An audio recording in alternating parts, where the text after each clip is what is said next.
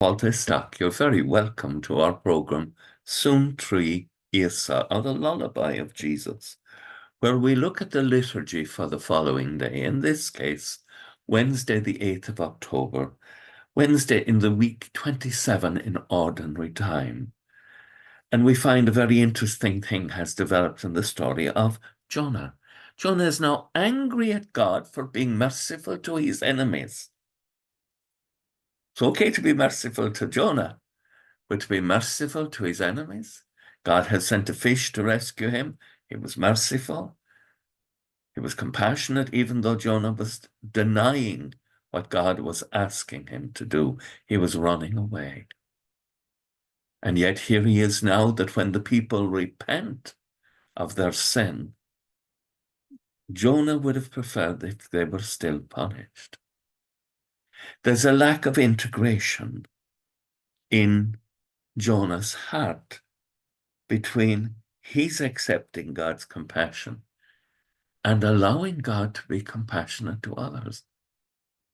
And that this is the kind of God we have. God of mercy and compassion is the hymn we sing in the hymn. God of mercy and compassion.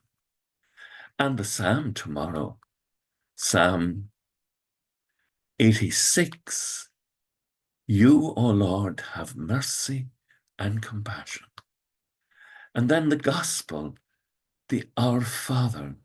Jesus is teaching the disciples to pray, but the Our Father is also a relationship in which God is our Father and we are all brothers and sisters.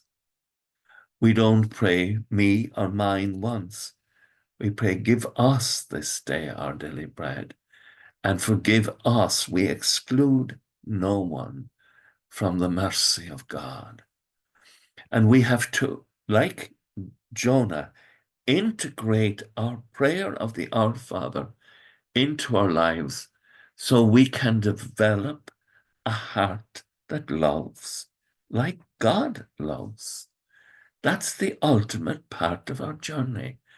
A heart that loves like Christ loves, as we see in that beautiful painting behind me of St. John of the Cross. This is why St. Francis de Sales will say of this moment on Calvary, this is the academy of love, and we are called to grow in God's love.